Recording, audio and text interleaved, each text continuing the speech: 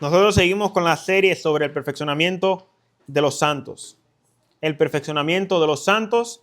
Y el día de hoy vamos a ver nuestro compromiso con la iglesia local. ¿Qué cosa es la disciplina? ¿Qué cosa es la disciplina de la iglesia? Primera Timoteo, capítulo 3, del 14 al 15. Si necesitan algo con que apoyar, ahí tenemos libretas para que se le haga más fácil. Primera Timoteo, capítulo 3, versículo del 14 al 15. ¿Ya lo tienen? Amén. Dice la palabra del Señor en el versículo 14. ¿Sabes qué? Digámoslo todo a la misma vez. Capítulo 3, versículo 14 dice: Esto te escribo, aunque tengo la esperanza de ir pronto a verte, para que si tardo sepas cómo debes conducirte en la casa de Dios, que es la iglesia del Dios viviente, columna y baluarte de la verdad. Repitamos una vez más el versículo 15. Para que si tardo sepas cómo debes conducirte en la casa de Dios, que es la iglesia del Dios viviente, columna y baluarte de la verdad. Eso es lo que somos, hermanos. La iglesia del Dios viviente, columna y baluarte de la verdad. Nosotros sostenemos la verdad en la iglesia. Nosotros tenemos que preservar esa verdad en la iglesia. Y a medida que las personas se van añadiendo a la iglesia, entiendan cuál es esa verdad. ¿Cuál es nuestro compromiso con esa verdad? Amén. Y queremos que el mundo entienda que la iglesia tiene un compromiso con la verdad. Que la iglesia está comprometida a defender esa verdad y hasta a morir por esa verdad. Porque Cristo nos ha llamado a defender esa verdad.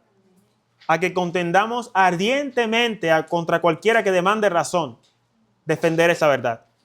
Entonces, Pablo le dice: esto te escribo por si tanto sepas cómo debes conducirte en la casa de Dios. De manera, hermanos, que la iglesia es la casa de Dios. En la iglesia no se hace lo que el pastor dice, sino lo que la Biblia dice. De manera que el pastor tiene que decir lo que la Biblia dice. En la iglesia no es que la iglesia es la casa del pastor, la iglesia es la casa de Dios. La iglesia es el lugar que está dedicado para las cosas de Dios. Cualquier cosa que no sea de Dios no debería ser aceptado en la iglesia. Hay muchas formas en las que podemos hacer las cosas para el Señor, pero hay cosas que literalmente, hermanos, ofenden a Dios y la gente lo hace en las iglesias. En las iglesias. Estaba escuchando a un pastor que le preguntaron a él si él podía casar a la hija de uno de los pastores con una persona que no era cristiana. Y él dijo: yo lo siento mucho, pero yo no puedo casar a nadie en yugo desigual. La Biblia lo dice. Yo no puedo casar a alguien que esté casado con una persona que no es cristiana. Y le dijeron: bueno, entonces, pues si tú no lo quieres casar, pues entonces deja que otro de los pastores case a esta pareja, a otro de los pastores de la congregación. Y él le dijo: ¿quién es el rey de la iglesia? ¿Tú eres el rey de la iglesia o es Cristo el rey de la iglesia? Cristo es el rey de la iglesia. En la iglesia se hace lo que Cristo dejó.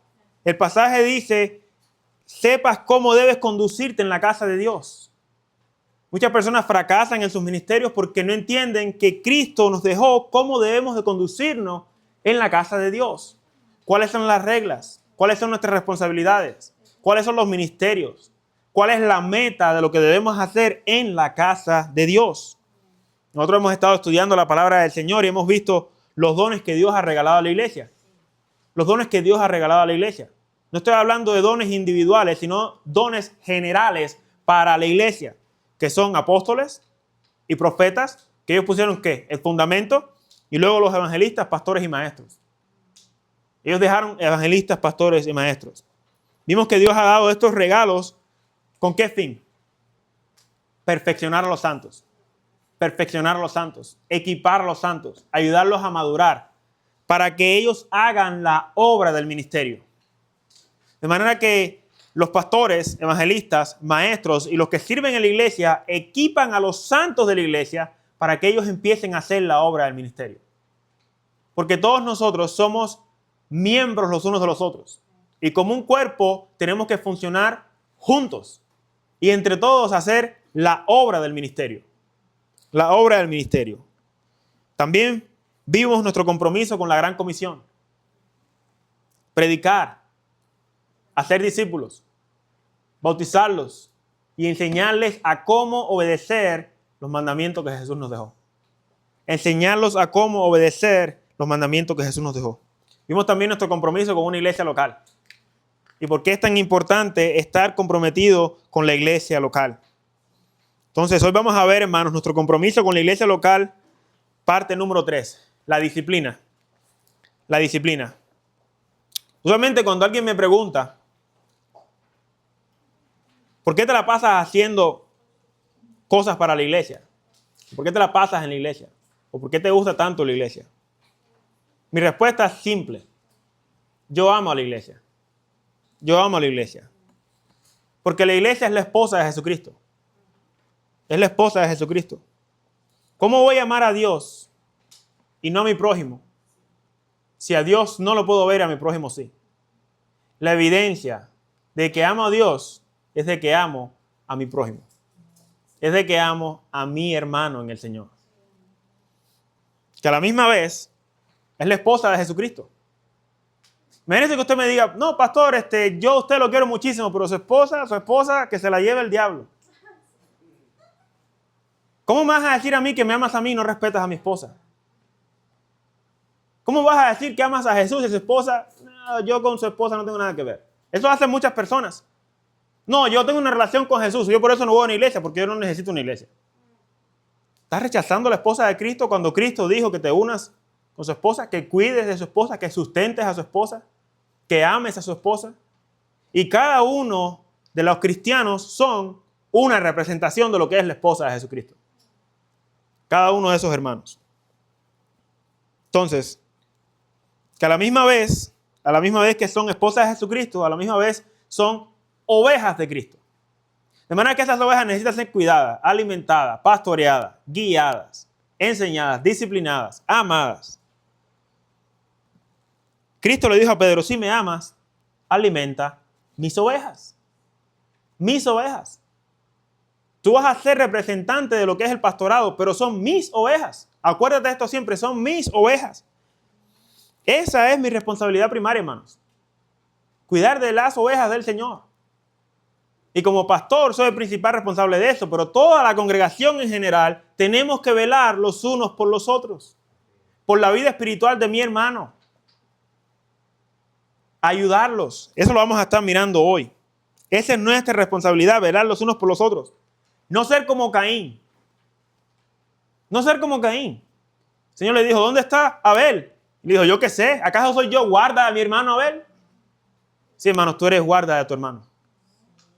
Tú deberías de velar por la salud espiritual de tu hermano y cuando tu hermano no está bien con el Señor, llamarlo a cuentas. Llamarlo a cuentas. Ese es un compromiso que tenemos nosotros con la iglesia y con Jesucristo. Y con Jesucristo. Entonces, veamos cómo nosotros somos responsables en esto. Nos quedamos en la pregunta, ¿cómo es el proceso, puede la iglesia local quitar la membresía y cómo es el proceso y cómo debe hacerse? Nosotros nos quedamos ahí. Ahora, yo sé que todavía quizás Carlos todavía no lo tiene puesto ahí porque no se lo mandé, pero esto que lo voy a decir es simplemente como un repaso de lo que hablamos la semana pasada. Nosotros le llamamos a esto la disciplina de la iglesia. Aunque muchas iglesias lo hacen de diferentes maneras, en la Biblia vemos el patrón bíblico que debemos de seguir. ¿Quién se acuerda? ¿Quién se acuerda? El propósito de la disciplina en la iglesia local. ¿Cuál es el propósito principal de la disciplina en la iglesia local? No tiene que ir específicamente en el orden que hablamos, no tiene que ser específicamente las palabras que dijimos, pero más o menos en la forma en la que ustedes entendieron cuál era el propósito de la disciplina en la iglesia local. Restaurar al pecador, ¿qué más? Cuidar a los santos, cuidarnos los unos a los otros, ¿qué más?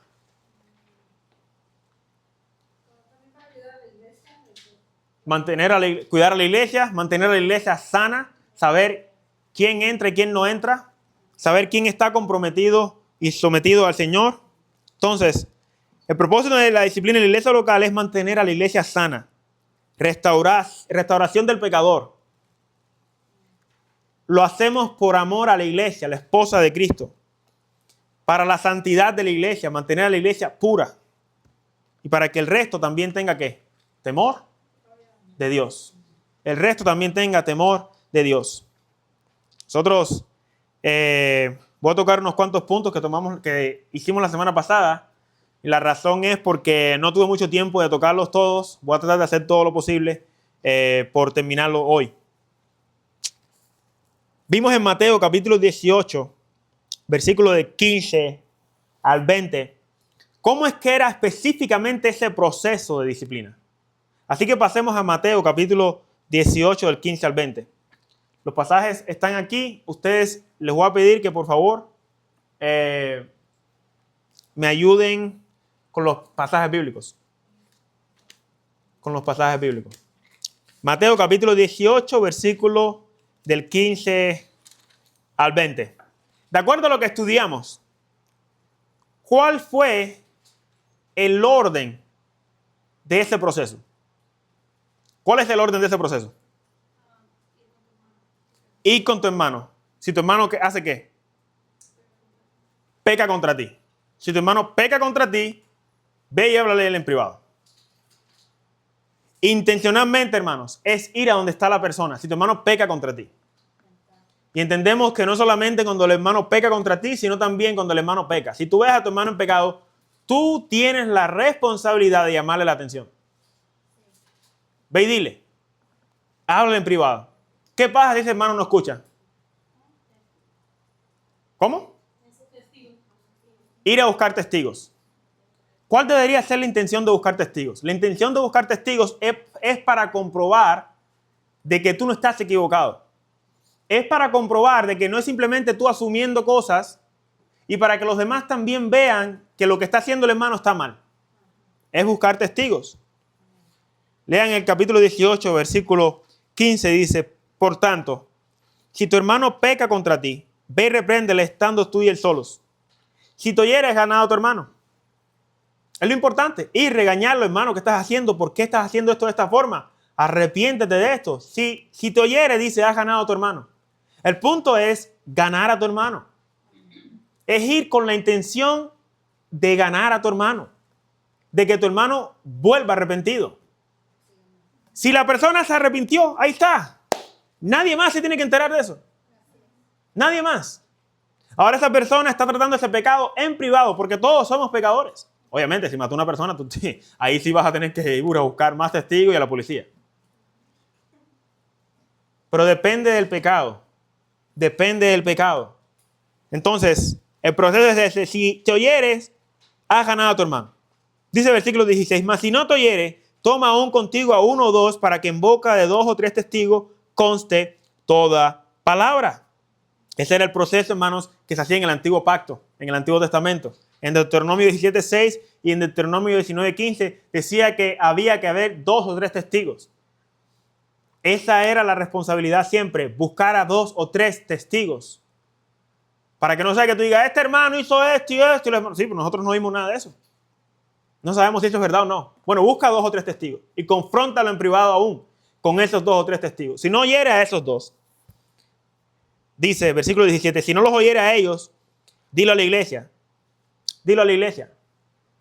Es el compromiso de cuando el hermano está cometiendo algún pecado, decirle a toda la congregación. Obviamente esa congregación es un grupo de hermanos que están comprometidos a una iglesia local. Es a la iglesia local, no a cualquier iglesia. No es empezar a difamar al hermano en todas las iglesias que existen por haber, sino decirle a la congregación lo que está sucediendo con este hermano. ¿Cuál es el propósito de eso? Para que los hermanos oren por esta persona. Para que los hermanos le llamen la atención, para que ya no sean 2 o 3, sino que ahora sean la mayoría de los hermanos en la congregación. Ese orden, obviamente, aquí no menciona al pastor, pero se supone que el que presenta esto en la congregación debería de ser el pastor. Pero el pastor no está involucrado en cómo los hermanos de la iglesia le llaman la atención a esta persona, sino de que cada hermano de la iglesia debería de velar por su hermano. Debería de velar y darle una llamada y salir con él y sentarse a comer con él y explicarle por qué está mal y explicarle que esto es por amor a Cristo. Ahora dice, y si no oyere a la iglesia, se supone que la iglesia tiene que hablar con él. La congregación debería de hablar con él, llamarlo a cuentas. Dice, tenle por gentil y publicano. El gentil, de acuerdo a la costumbre judía, un gentil no era parte del reino. El publicano era un traidor del reino. Entonces lo que está diciendo Jesús aquí es, la iglesia lo tiene que ver como un traidor del reino y lo tiene que ver como uno que no pertenece al reino. Que no pertenece al reino. Una vez que nosotros hacemos esto, nosotros tenemos la autoridad, hermanos, de decir, tú no tienes parte en el reino de los cielos. Mira cómo Jesús lo dice, versículo 18. De cierto os digo que todo lo que atéis en la tierra será atado en el cielo y todo lo que desatéis en la tierra será desatado en el cielo. Literalmente está diciendo, la decisión que ustedes hayan tomado aquí en la tierra, ya esa decisión ha sido tomada en los cielos. ¿Se acuerda la analogía que les hice acerca de que la iglesia es comparado a una, se me olvida el nombre, de una embajada? A una embajada. La embajada es la que te da permiso de tú tener un pasaporte con tu país. Es decir, la embajada no dice, bueno, por ejemplo, yo soy cubano, la embajada no va a decir, bueno, nosotros decimos de que tú eres cubano, sino que nosotros reconocemos de que tú eres cubano. Tú puedes venir a la embajada y decir que eres cubano, pero si tú no dices, pero si nosotros no reconocemos que tú eres cubano, nosotros no te vamos a dar un pasaporte. Entonces Jesús, comparado con esa analogía, la iglesia local tiene el compromiso de decirle, nosotros te aceptamos como miembro porque nosotros reconocemos de que tu nombre está escrito en el libro de la vida. Una vez que la iglesia reconoce y dice, tú no eres cristiano, la iglesia tiene ese derecho y esa autoridad delegada por Jesucristo. Una vez que decimos, tú estás atado en tus pecados, dice la Biblia que en el cielo también está decidido que esa persona está atada en sus pecados. Y una vez que decimos que está desatado, el cielo también reconoce que esa persona está desatado. Para los judíos decir que está atado, que está desatado, era decir de que esa persona está en pecado o en delito. Y cuando decía que estaba desatado, es que esa persona está fuera de delito, está fuera de pecado. Entonces la iglesia tiene compromiso y la autoridad de Jesucristo para decirle a la persona, tú estás atado en tus pecados, y decir, tú también estás desatado en tu pecado. En otra forma de decir, tú puedes ser parte de lo que estamos haciendo nosotros o tú no tienes derecho ni parte de lo que estamos haciendo nosotros. Y Jesucristo continúa y dice, versículo 19, otra vez os digo que si dos de vosotros se pusieren de acuerdo en la tierra acerca de cualquier cosa que pidieren, obviamente están pidiendo sabiduría, la iglesia está pidiendo sabiduría para saber cómo manejar este asunto, para saber cómo manejar esta situación con esta persona, les será hecho por mi Padre que está en los cielos. Por mi Padre que está en los cielos. Tienen que entender el contexto, hermano. La gente usa este pasaje para cualquier cosa que pidieren. Está hablando del contexto de estas personas. Jesucristo no es que empiece a hablar cosas al azar como si fuera un loco. Jesucristo está dirigido por el Espíritu Santo, teniendo la mente de Dios, hablando del proceso de la disciplina de la iglesia. De la iglesia, cómo debemos de reaccionar, qué debemos de hacer. Y dice, porque donde están 2 o 3 congregados en mi nombre, ahí estoy yo en medio de ellos. Ahí estoy yo en medio de ellos. Cuando busquen los testigos, hermanos, yo los valido, está diciendo el Señor. Yo valido lo que están haciendo ustedes. Entonces, esto nos enseña, hermanos, que estamos obligados a ser llamados a cuenta. Estamos obligados a ser llamados a cuenta. Esto ayuda a que la iglesia proteja el nombre de Cristo. El nombre de Cristo. Nosotros como hermanos en Cristo debemos de proteger el nombre de Cristo al más no poder. Hasta el punto de derramar nuestra propia sangre, si es posible y si Cristo así lo demanda. Defender el nombre de Cristo. Alguien que me busque Romanos 2:24. Romanos 2:24. ¿Lo tiene? Léelo. Porque como está escrito, el nombre de Dios es blasfemado entre los gentiles por causa de vosotros. El nombre de Dios es blasfemado entre los gentiles por causa de nosotros. Es por causa de nuestra conducta, es por causa de nuestras acciones que el nombre de Dios es blasfemado. La gente habla mal de Dios por nuestra culpa. Y nosotros tenemos que proteger el nombre de Cristo. Tenemos el compromiso de proteger el nombre de Cristo. Es nuestra responsabilidad, por amor a Cristo. Y tenemos que velar por la salud espiritual de nuestros hermanos, por amor a nuestros hermanos y por amor a Cristo. Porque nuestros hermanos lo tenemos que ver como la esposa de Cristo. como que son mejores que yo. Como que cada vez que entra por la iglesia, ahí está la esposa de Jesucristo, la esposa del Rey. Es con esos ojos que tenemos que ver a nuestros hermanos. Vimos también, hermanos, en Ezequiel 3, 18, 21, no lo tienen que buscar, pero vimos la culpabilidad nuestra al no decir nada. Al no decir nada. En Ezequiel 3, 18, 21, vimos que si tú no le dices al justo, dice que él morirá por sus pecados, pero tu sangre, la sangre de ese justo demandaré de tu mano. La sangre de ese justo demandaré de tu mano. Hermanos, no podemos venir simplemente y decir, ¿sabes qué, pastor? O ¿sabes qué, hermano? Esta persona cometió tal pecado. Bueno, hermano, ve y confróntalo, tú lo viste. No, pero es que a mí me da pena. No, tú ve y confróntalo. Yo no puedo ir con un chisme. No, me dijo tal hermano.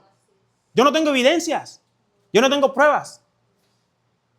No puedes simplemente decir, no, que tal hermano hizo tal cosa y crear un chisme. No, eso no está bien delante de los ojos de Dios. Eso no está bien. Si tu hermano peca, ve y confróntalo. Ve y confróntalo. Y Jesús dice que Él estará contigo. Él te da esa autoridad. Él te da esa autoridad.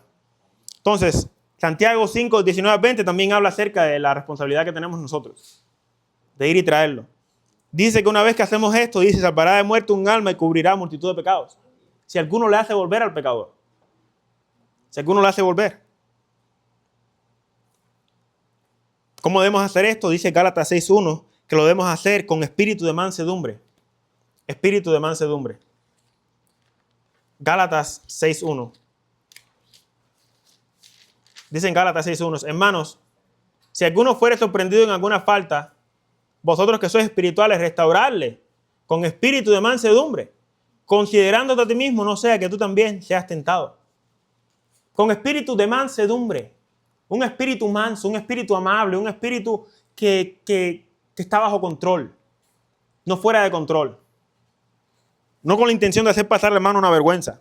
Aunque hay momentos en los que es necesario hacer pasar a la persona una vergüenza.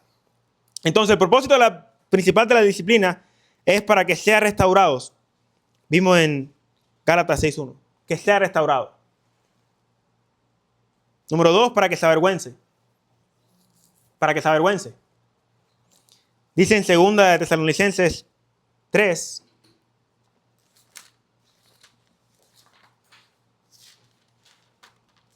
Segunda de Tesalonicenses 3. Versículo 14. Dice, si alguno no obedece a lo que decimos por medio de esta carta, a ese señalarlo y no os juntéis con él para que se avergüence, mas no lo tengáis por enemigo, sino amonestarle como hermano. Para que se avergüence. Esa es una responsabilidad. Para que se avergüence. Y no os juntéis con él. No os juntéis con él. Número 3. Para que los demás también teman. Para que los demás también teman. Es un compromiso, hermanos, de nosotros exponer el pecado, algunos pecados. ¿Saben para qué? Para que los demás también teman. Para que los demás también teman. Me acuerdo que cuando estábamos en la casa, mi mamá a veces nos regañaba enfrente de todo el mundo. Y los demás hermanos también teníamos miedo porque decimos, si mi mamá me hace pasar una pena así enfrente de todo el mundo. Y el proceso es ese. Hazlo enfrente de todo el mundo para que los demás también teman. 1 Timoteo 5.20. 1 Timoteo 5.20. Necesito que alguien me busque Deuteronomio 17.13. Y luego Deuteronomio 19.20. Y luego Deuteronomio 21.21. Como está en Deuteronomio, la persona que encuentre el 17.13 puede saltar 2 capítulos y luego leer el 19.20 y luego el 21.21. Me dicen un amén cuando lo tenga. Yo voy a leer 1 de Timoteo 5.20.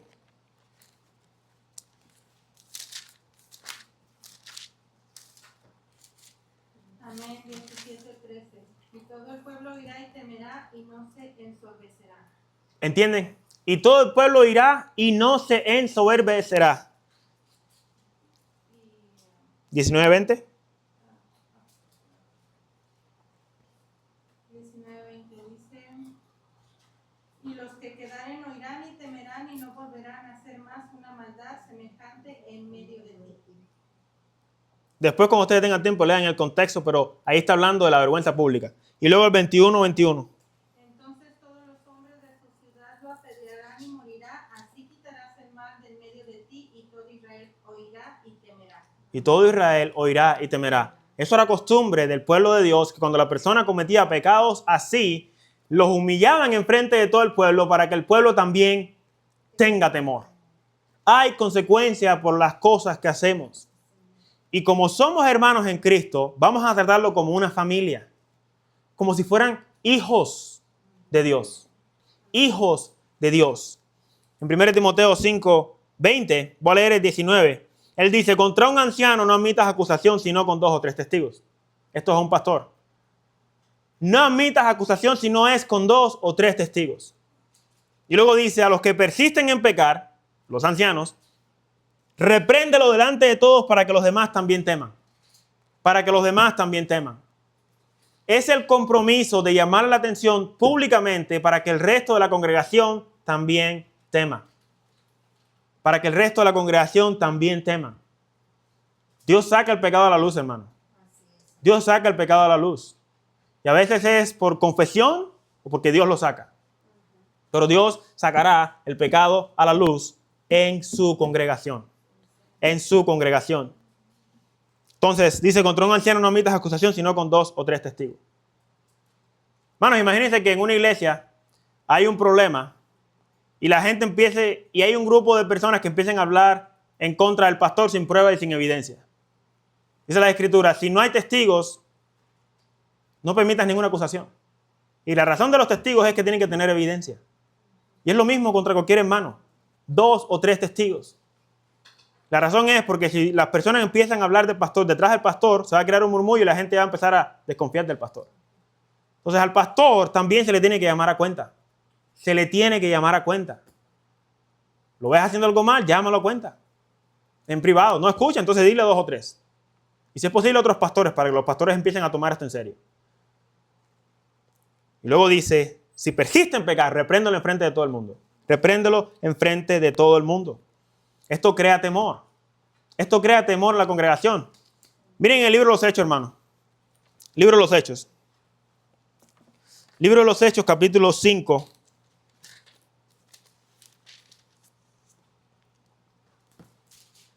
Versículo 1. Libro de los Hechos, capítulo 5, versículo 1.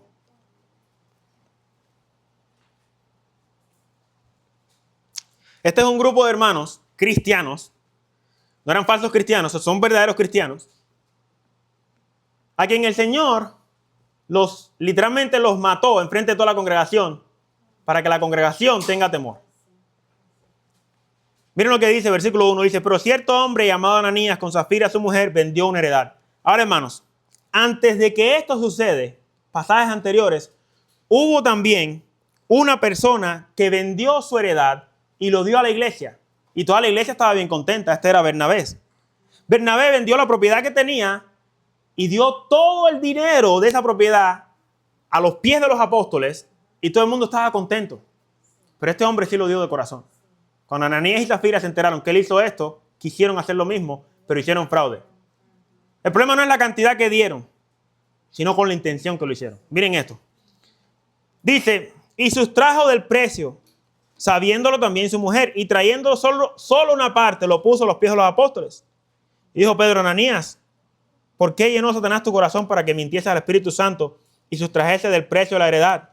Reteniéndola, ¿no se te quedaba a ti? ¿Y vendida no estaba en tu poder? ¿Por qué pusiste esto en tu corazón? No has mentido a los hombres, sino a Dios.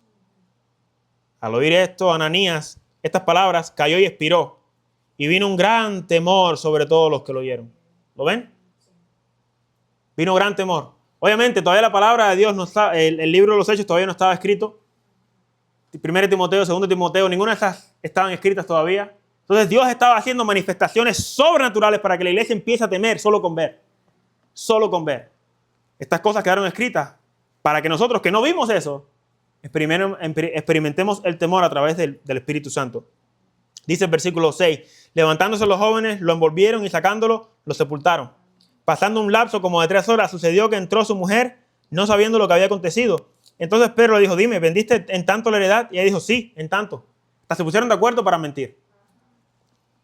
Y Pedro le dijo, ¿por qué conveniste en tentar al Espíritu del Señor? He aquí a la puerta a los pies de los que han sepultado a tu marido y te sacarán a ti. Al instante ella cayó a los pies de él y expiró. Cuando entraron los jóvenes, la hallaron muerta y la sacaron y la sepultaron junto a su marido. ¿Qué sucedió? Y vino gran temor sobre toda la iglesia y sobre todos los que oyeron estas cosas. Esto causó temor en la iglesia. Causó temor. El Señor literalmente se los llevó de un solo y toda la congregación tuvo miedo. Toda la congregación tuvo miedo. Dios expone el pecado y si Él dejara eso pasar, hermanos, si Dios hubiera dejado eso pasar, ¿sabes cuántas personas no lo hubieran estado haciendo en la iglesia primitiva? ¿Cuántas personas no lo hubieran estado haciendo? Es mentir. La mentira es lo que a Dios no le agrada. ¿Cómo hicieron las cosas lo que a Dios no le agrada? Él le dijo, si ustedes hubieran quedado con una parte de eso, el Señor no le preocupaba, sino cómo lo hicieron. Han mentido diciendo que lo dieron todo. Están mintiendo. Ese es el propósito. No mentir al Espíritu Santo.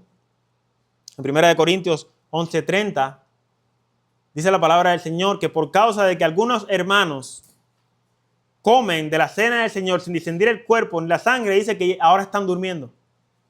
Ahora están durmiendo. Están en descanso. Durmiendo es una palabra que es un eufemismo que da a entender que la persona está en descanso con el Señor. De manera que Dios trae castigo a la congregación para que los demás también teman. Los demás también teman. Además de que la disciplina es para que los demás también teman, también es por si quizás Dios les conceda que se arrepientan. Si quizás Dios les conceda que se arrepientan. Ese es el propósito. Eso está en 2 Timoteo 2, del 24 al 25. 2 del 24 al 25. Por si quizás Dios les conceda arrepentimiento. Nosotros no sabemos quién es cristiano en la iglesia y quién no, hermanos. Nosotros asumimos que todos los que están en la iglesia son cristianos. El Señor tiene una parábola acerca del trigo y la cizaña, ¿se acuerdan? Trigo y la cizaña. Y el trigo y la cizaña se parecen muchísimo cuando están creciendo. La única diferencia es que cuando crecen, uno empieza a dar fruto y el otro se queda igual como se quedó. El cristiano en la iglesia va a venir con pasión, va a entregarle su vida al Señor y va a empezar a dar fruto cuando crezca. El del mundo va a venir y quizás escuchó un mensaje que le cayó bien del evangelio, o le gustó el grupo de personas, o le gustó la comunidad de creyentes, o le gustó los beneficios que tiene en la iglesia, y se hizo miembro. Y aparentemente empezó a actuar muy bien, empezó a esconder pecados, pero eventualmente se va a mostrar que es cizaña. Se va a mostrar que es cizaña. Entonces nosotros tenemos que permitir que estas personas crezcan junto con la congregación y seguir tratándolo como si fuera un miembro de la iglesia, como si fuera un cristiano verdadero, hasta que dé prueba de que no es cristiano. Hasta que dé prueba de que no es cristiano. Hacemos todo lo posible por tratar de que todo el que entre sea cristiano, pero realmente nosotros no tenemos control de eso. No tenemos control de eso. ¿Ustedes se acuerdan cuando Pablo regañó a Pedro? Pablo regañó a Pedro, hermanos, pero de una manera que yo creo que muchos no harían eso hoy. Yo sí. Gálatas capítulo 2. Y una cosa es, hermanos, porque Pablo no estaba dando imagen de santurronería. Pablo tampoco estaba probando de que yo soy aquí el que más sabe de las Escrituras. Pablo lo tuvo que hacer con una intención. Con una intención. Y miren la intención de Pablo. No era para humillar a Pedro, de tal forma que Pedro quedara en descrédito. Pablo lo estaba haciendo de una manera prudente entre los hermanos para que los demás hermanos también entiendan que eso no se debe hacer. Miren esto. Capítulo 2, versículo 11. Dice, pero cuando Pedro vino a Antioquía, le resistí cara a cara porque era de condenar. Era de condenar. Pablo está diciendo, ya esto era ir muy lejos. Esto era de castigar.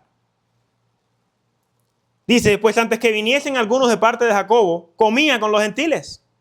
Pero después que vinieron, se retraía y se apartaba porque tenía miedo de los de la circuncisión. Escuchen bien, Pedro tenía miedo porque Pedro salió del grupo de la circuncisión. Y cuando estaba entre los judíos, ya no se juntaba con los gentiles para que no lo trataran más, porque Pedro se quedó en Jerusalén. Pablo no. Pablo de una parte dice, de aquí en adelante ahora me voy con los gentiles. Pero Pedro se quedó en Jerusalén, tratando a los hermanos judíos de Jerusalén. Pero cuando andaba entre los gentiles, miren lo que dice. Versículo 12, pues antes que viniese alguno de parte de Jacobo, comía con los gentiles, pero después que vinieron se retraía y se apartaba porque tenía miedo de los de la circuncisión. Y en su simulación, miren lo que pasaba, participaban también los otros judíos, de tal manera que aún Bernabé fue también arrastrado por la hipocresía de ellos. Se estaban volviendo unos hipócritas. Pedro actuaba como un hipócrita y luego arrastró también a otros judíos, incluyendo a Bernabé. Dice, pero cuando vi, versículo 14, que no andaban rectamente conforme a la verdad del evangelio, dije a Pedro delante de todos, si tú, siendo judío, vives como un gentil y no como judío, ¿por qué obligas a los gentiles a judaizar? Nosotros, judíos de nacimiento y no pecadores entre los gentiles, sabiendo que el hombre no es justificado por las obras de la ley, sino por la fe de Jesucristo, nosotros también hemos creído en Jesucristo para ser justificados por la fe de Cristo y no por las obras de la ley, por cuanto por las obras de la ley nadie será justificado. Y si buscando ser justificado en Cristo, también nosotros somos hallados pecadores, ¿es por eso Cristo ministro de pecado? En ninguna manera. En ninguna manera. Pedro, entre los gentiles, estaba viviendo no como vivían los judíos.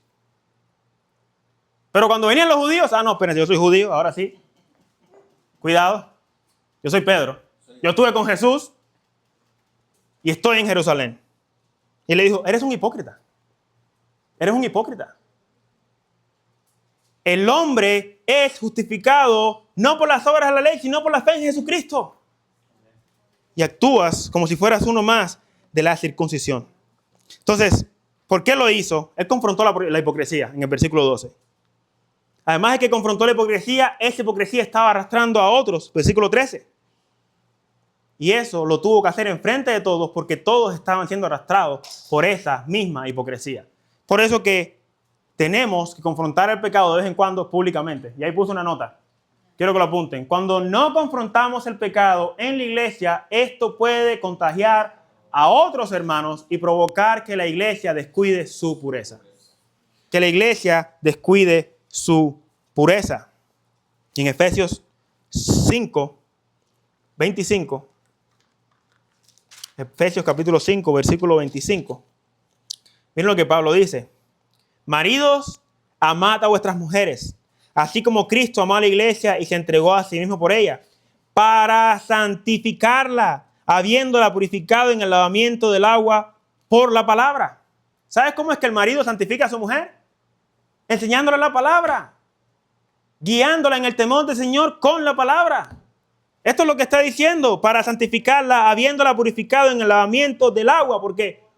Por la palabra. El marido tiene un compromiso de santificar a su mujer con la palabra. Jesucristo lo dijo, Juan 17, 17, ¿qué? Santifícalos en tu verdad. ¿Tu verdad es qué? Tu palabra es la verdad. Tu palabra es la verdad. Lo que nos santifica es la palabra. El marido santifica a su mujer con la palabra y la mujer a su marido también. Pablo luego lo dice en el capítulo 7 de Corinto.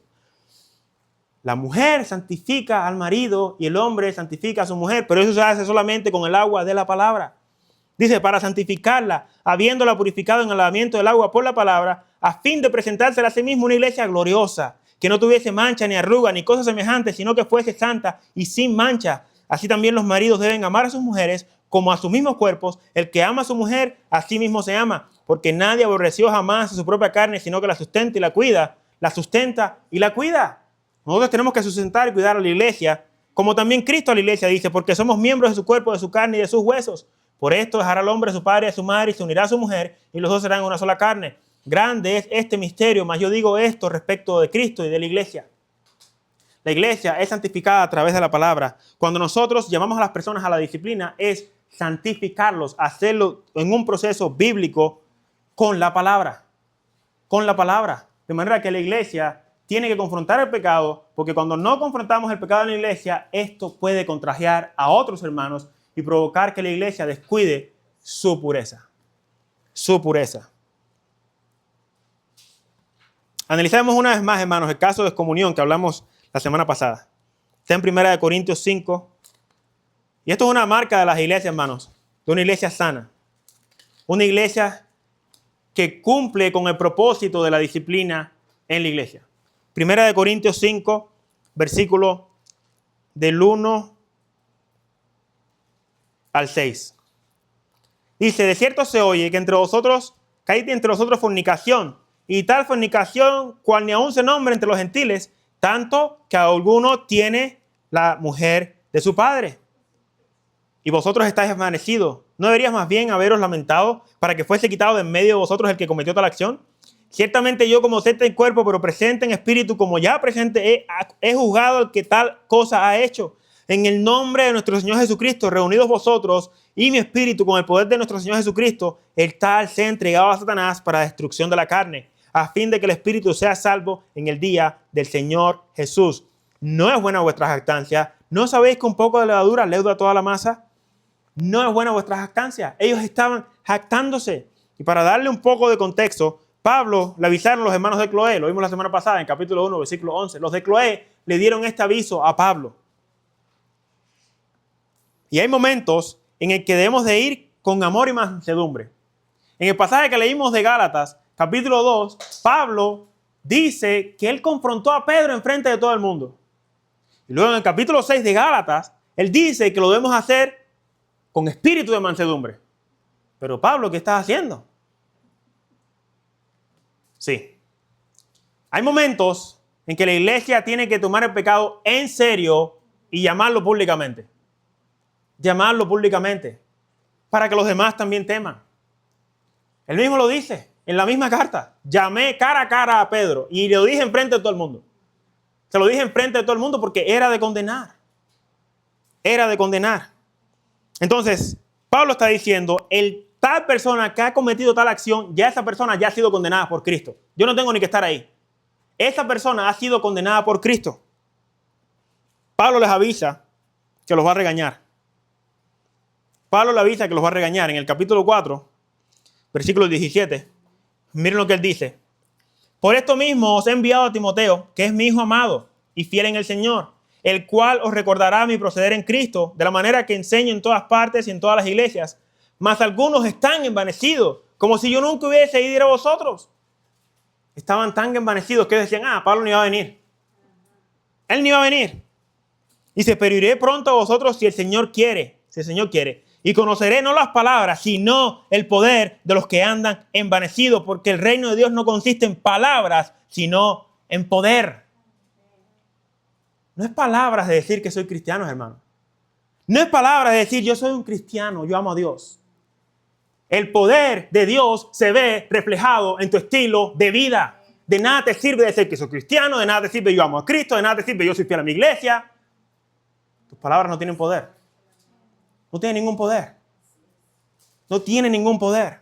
Dice, porque el reino de Dios no consiste en palabras, sino en poder. ¿Qué iré? ¿Iré a vosotros con vara o con amor y espíritu de mansedumbre? Iré con vara. Ya no voy a ir con espíritu de mansedumbre. Dice, a hacerlo todo con mansedumbre, con espíritu de mansedumbre, que corrijan al hermano. Esta vez él dice, no voy a ir con ustedes con mansedumbre. Voy a ir con vara. Voy a ir con vara. Voy a ir con vara porque ustedes necesitan el regaño. Porque están envanecidos. Se han envanecido profundamente en sus corazones. En sus corazones. Y dice, de cierto se oye que hay entre vosotros fornicación, y tal fornicación que ni aún se nombra entre los gentiles. Estaba prohibido en la ley romana que una persona estuviera con la mujer de su padre. Y dice, ustedes que son el cuerpo de Cristo, están cometiendo un pecado que ni tan siquiera se oye entre los gentiles. Ustedes no están respetando a Cristo. Ustedes no están respetando a la esposa de Cristo. Y no han hecho nada, por tanto están envanecidos. Están envanecidos. Lo repite en el versículo 18 y luego lo repite en el versículo 19 del capítulo 4. Y luego en 1 Corintios 13:4 dice que el amor no se envanece y que el amor no es jactancioso. Ustedes están actuando de manera pecaminosa. Están envanecidos todos. Porque no han hecho nada en la iglesia. Y todos lo saben. Todos lo saben. Todos saben que esta persona está cometiendo tal acción y no han hecho nada. No han hecho nada. ¿Por qué están envanecidos? Dice el versículo 2. Porque no se lamentan contra este pecado. Era para que se lamentaran. Ya era para que lo hubieran juzgado y expulsado. Miren lo que dice el versículo 9. Capítulo 5, versículo 9. Dice: os he escrito por carta que no os juntéis con los fornicarios. No absolutamente con los fornicarios de este mundo, o con los avaros, o con los ladrones, o con los idólatras. Pues en tal caso sería necesario salir del mundo. Más bien os escribí que no os juntéis con ninguno que llamándose hermano fuere fornicario, o avaro, o idólatra, o maldiciente, o borracho, o ladrón. Con el tal ni aún coman. Porque ¿qué razón tendría yo para juzgar a los que están fuera? ¿No juzgáis vosotros los que están dentro? Porque los que están fuera Dios juzgará. Quitad pues a este perverso entre vosotros. Nosotros como iglesia tenemos la responsabilidad de llamar a cuenta, juzgar, traerlo a juicio. Porque los del mundo Dios los va a juzgar. Nosotros no vamos a juzgar a los del mundo, nosotros vamos a juzgar a los que están dentro ahorita. Tenemos ese compromiso, esa responsabilidad, llamarlo a cuenta. Y esto debe ser motivo de vergüenza. Entonces, cuando no hacemos el proceso de disciplina que Cristo estableció, número 1, no amamos a la iglesia. No amamos a la iglesia. Si no hacemos ese proceso, estamos mostrando que no amamos a la esposa de Cristo. Porque hay un individuo que está colado en la iglesia y está enfermando a los demás. No amamos a la iglesia. Y número 2, no nos sometemos a Cristo. Cristo fue el que dijo: si alguno peca contra ti, ve y corrígelo en privado. Y entendemos en las Escrituras que nos enseña que cualquiera que peque, tienes que llamarlo. Tienes que llamarlo a cuenta. Y si no lo hacemos, pues estamos envanecidos contra Cristo. Estamos envanecidos contra Cristo. Pablo dice: yo ya lo he juzgado con la autoridad de Cristo. Nosotros juzgamos con esa autoridad. Dice el versículo 5: el tal se ha entregado a Satanás. Esta frase también la usa Pablo en 1 Timoteo 1:20. Alejandro y Meneo dice que los entregué a Satanás para que aprendan a no blasfemar. ¿Sabes cuál es la intención de poner a la persona en disciplina? Que aprenda. Que aprenda. Que aprenda que eso no se hace. Que aprenda que esto es una iglesia y que Dios es santo. Esa es la intención. Dice, para que aprenda a no blasfemar. El propósito es para que aprenda. No es para que se pierda, sino para que aprenda. El propósito es para que aprenda. Ahora, ¿qué es entregado a Satanás? Ahí lo puse, hermano, ustedes lo pueden tomar nota, ustedes ya saben ese concepto, entregarlo al mundo. Es entregarlo al mundo, ¿por qué? Porque ¿quién es el príncipe de este mundo? Satanás. Ahí puse unos pasajes bíblicos que ustedes los pueden apuntar. Satanás es el príncipe de este mundo. Entregarlo a Satanás es excomulgarlo, sacarlo de la congregación, sacarlo de la membresía, tratarlo como un gentil y publicano. No es no permitirle que entre a la iglesia, porque a la iglesia cualquiera puede entrar, sino expulsarlo de la membresía. Expulsarlo de la membresía. Y si la persona está causando mucho revuelto, entonces no permitirle entrar. Pero eso ya tenía que ser un caso extremo. Un caso extremo. Porque Pablo lo dice bien claro, que si alguno os visita, y en el pasaje en 1 Corintios que dice, si alguno os visita y están hablando en lengua, dice, no dirán que estoy loco, quiere decir que en la iglesia entra gente que visita. Quiere decir que puede ser como una visita, pero no miembro. A los miembros se trata diferente. Entonces, ¿cuál es el propósito de hacer esto? De expulsarlo. Sigue siendo restauración. Sigue siendo restauración. Dice el versículo 5, para destrucción de la carne. Para destrucción de la carne. Irse al mundo era volver a su vida pasada. Irse al mundo es experimentar ya no estar en comunión con los hermanos. Es experimentar ya no estar conectado con las cosas que hacen los hermanos. Es ya no dejarlo que participe con la Santa Cena. De manera que la persona, cuando se iba al mundo, ya no tenía acceso a escuchar una predicación en YouTube. Ya no tenía acceso a irse, bueno, ahora me voy a otra iglesia y empiezo de cero, sin que nadie me conozca. No. Ahora esa persona se iba al mundo y se iba a sentir solo, se iba a sentir que no es parte del mundo y eventualmente esa persona va a tener que regresar. No se iba a adaptar otra vez al mundo porque no es del mundo. Sí, está en un poco de rebeldía porque por su carne todavía lucha con el pecado y de momento se dejó llevar por los deseos de la carne y descuidó su relación con Cristo y la iglesia lo está regañando, lo expulsa, bueno, la iglesia tiene que recibirlo si esa persona se arrepiente. Se arrepiente. Esto causaría tristeza y él extrañaría la palabra, la comunión, la compañía entre hermanos. Y esto causaría la destrucción de la carne, incluso la muerte, si es posible. Y esto lo traería de vuelta a Cristo. Él dice, a fin de que el espíritu sea salvo en el día del Señor Jesús. Sea salvo. Ese es el propósito. Que la persona sea salva. La disciplina enseña a la persona a temer a Dios, a amar a Dios, a confiar en Dios y a entender que sin Dios no es nadie. Que tiene que someterse a Dios. Esto lo traería de vuelta a Cristo. Como el hijo pródigo. El hijo pródigo, él se creyó que ya no necesitaba al papá, dame lo que me corresponde, se fue, lo gastó todo y luego se dio cuenta que estaba solo en el mundo. Se dio cuenta que estaba solo. Tuvo que volver roto, acabado, entendiendo que él no es nadie, que su padre lo es todo.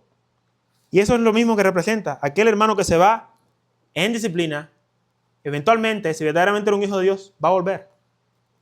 Va a volver. Ese era el propósito de la restauración de la disciplina. Ahora, ¿ustedes saben que este hermano volvió? ¿Ustedes saben que esta persona volvió a los caminos del Señor? Miren lo que pasa en 2 de Corintios. 2 de Corintios, para que vean el resultado de expulsarlo, porque la gente dice, es que eso no es amor. Es que eso causa tristeza en el corazón del pecador y enseguida va a volver. 2 de Corintios, capítulo 2, versículo del 4 al 11. Miren lo que Pablo le dice. 2 de Corintios, capítulo 2, versículo 4, dice, porque por la mucha tribulación y angustia del corazón os escribí con muchas lágrimas, no para que fueseis contristados, sino para que supieseis cuán grande es el amor que os tengo. Pero si alguno me ha causado tristeza, no me lo ha causado solo a mí, sino en cierto modo, por no exagerar, a todos vosotros. Le basta a tal persona esta reprensión hecha por muchos. Ya los hermanos ya lo estaban atacando, regañándolo y lo estaban reprendiendo a izquierda y a derecha. Dice, así que al contrario, vosotros más bien debéis perdonarle y consolarle, para que no sea consumido de demasiada tristeza. Por lo cual os ruego que confirméis el amor para con él, porque también para este fin os escribí, para tener la prueba de si vosotros sois obedientes en todo.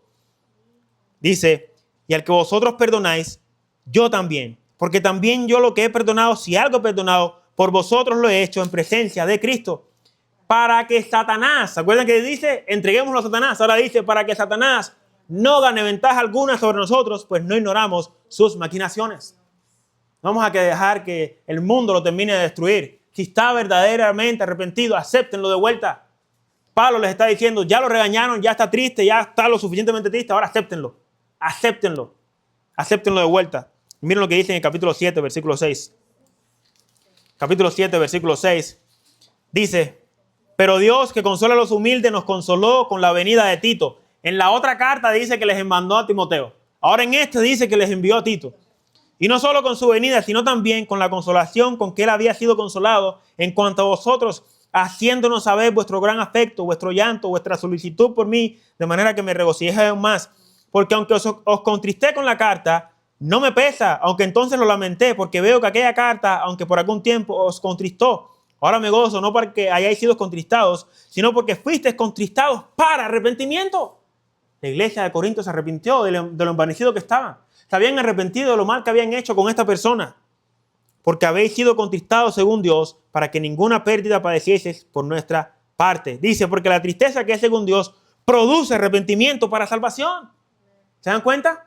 Cuando esta persona es enviada al mundo y se ve solo y entiende que está triste, que siente que Dios lo ha abandonado, entonces va a experimentar una tristeza que produce arrepentimiento. Porque habéis sido contristados según Dios para que ninguna pérdida padecieseis por nuestra parte, porque la tristeza que es según Dios produce arrepentimiento para salvación. De que no hay que arrepentirse. Otras traducciones dicen sin dejar pesar, pero la tristeza del mundo produce muerte. La tristeza que produce el Espíritu Santo produce arrepentimiento, te lleva al arrepentimiento. De manera que expulsar a la persona es excomulgarlo de los derechos como miembro de una congregación, como parte de una congregación que lo ha reconocido que ya tú nunca fuiste un verdadero cristiano. Si vuelve es porque verdaderamente su fe ha sido puesta a prueba, verdaderamente es cristiano.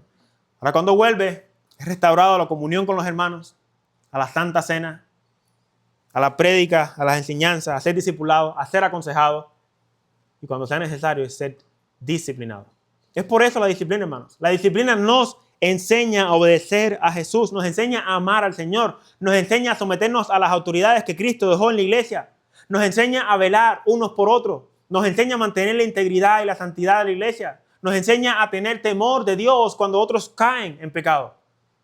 Nos enseña la palabra de Dios que debemos de hacer esto, porque la disciplina es para beneficio de la iglesia. Para beneficio de la iglesia. Entonces, hermanos, ¿a quién es la disciplina? ¿A quién se le hace la disciplina? A todos los miembros de la iglesia. Esto es para todo el mundo. No solamente para algunas personas, para todo el mundo. Aunque específicamente a algunas personas se le tiene que hacer esa disciplina por la razón de que son necios. De que son necios. Se persisten en pecar. Persisten en pecar. Como dijo Pablo a Timoteo, los que persisten en pecar, repréndelo en frente de todos. Pero veamos ya una vez más, y con este voy a terminar. Esto está en Hebreos. Hebreos capítulo 12. Hebreos capítulo 12, versículo del 5 al 11. Me gustaría que si alguien lo tiene, que lo lea.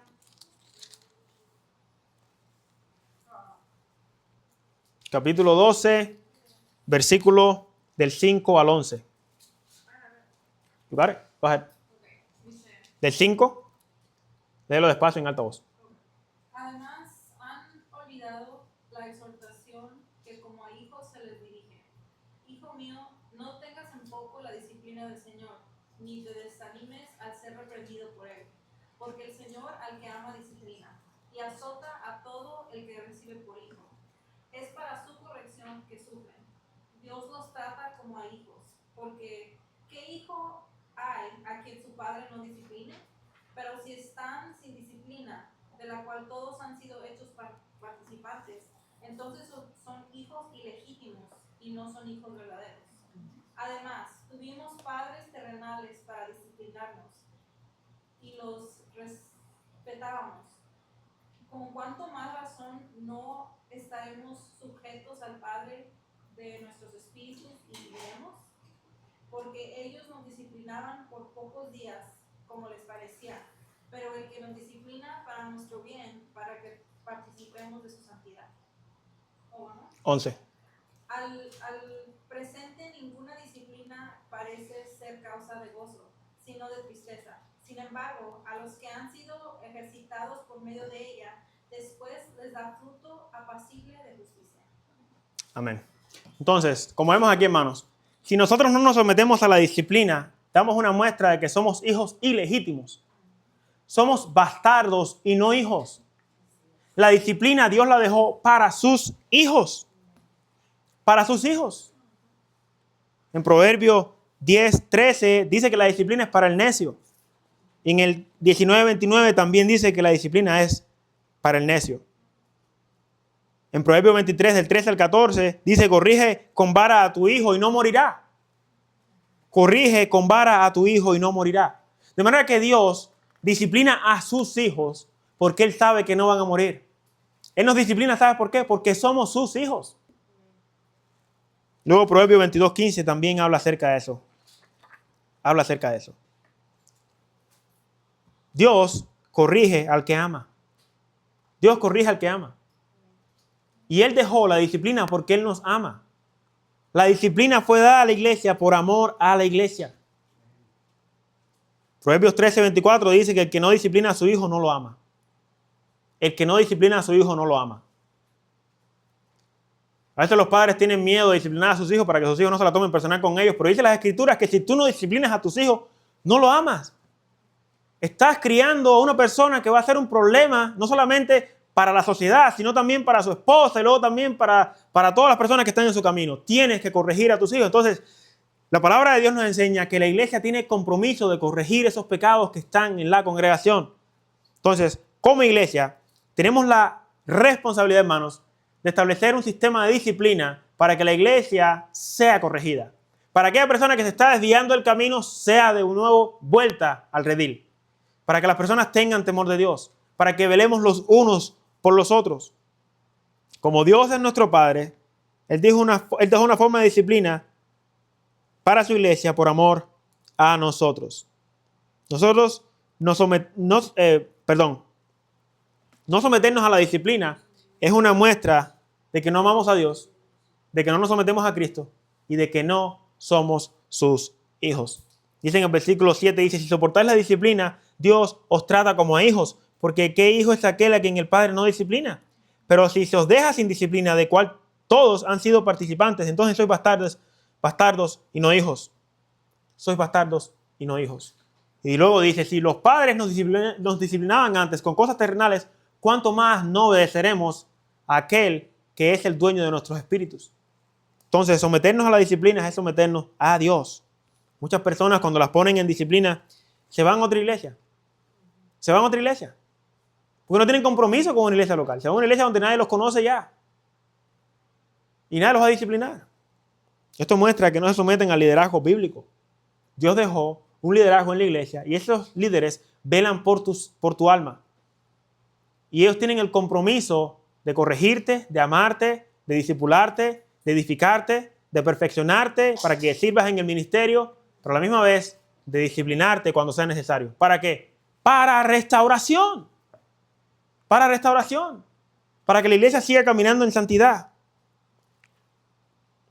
Es por eso que cuando se van a otras congregaciones, usualmente dañan las otras congregaciones. Entonces, los pastores estamos comprometidos en saber la causa por la que una persona dejó una congregación, porque luego viene una congregación y puede dañar la congregación a la que uno está sirviendo. Sobre todo si va a ser puesto en algún tipo de liderazgo. En algún tipo de liderazgo. En 1 Timoteo 5, 24 al 25, Pablo dice que hay algunos que los pecados se hacen patentes antes que ellos vengan a juicio. Pero dice, más a otros se les descubren después. Hay personas que cometen pecado y ellos no lo confiesan. Pero algunos vienen y lo confiesan, dice, antes de que vengan a juicio. Pero dice, hay otros que se descubren después. Se descubren después. El Proverbio 12:1 dice, el que ama la instrucción, ama la sabiduría, mas el que aborrece la represión es ignorante. Entonces, hermanos, ya, Dios dejó la disciplina como una guía para los pastores y la congregación para que sepan cómo corregir a las ovejas, a sus hermanos. Es un medio de ayuda para mantenernos a cuenta. Por eso Dios nos regaló pastores para que nos ayuden a esta tarea. La semana que viene veremos la responsabilidad de los pastores y la responsabilidad de la congregación. Vamos a orar, hermanos. Vamos a orar y poner todas las cosas en las manos del Señor. Creo que he hecho todo lo posible por explicar bien la responsabilidad de la disciplina y compromiso con la disciplina en la iglesia local, porque queremos que esta iglesia sea una iglesia que vaya conforme a lo que dicen las Escrituras. Así que inclinémonos nuestras cabezas, hermanos. Y quiero que mientras inclinas tu cabeza, quiero que pongas en mente varias cositas por qué orar. Quiero que oremos, hermanos, por compromiso con una iglesia local. Por compromiso con la iglesia local. Comprométete a servir en tu iglesia. Comprométete a amar a tu iglesia.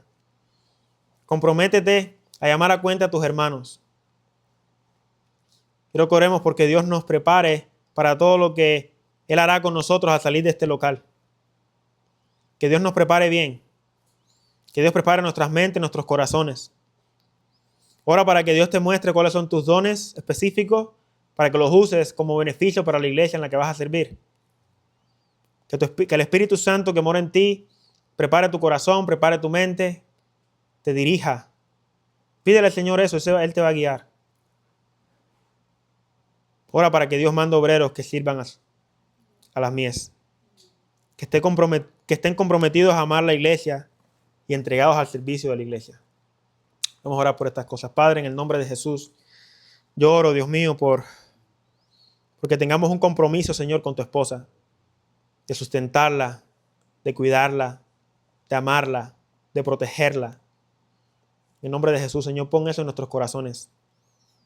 Dios mío, te lo debemos a ti. Tú nos has amado sin condición.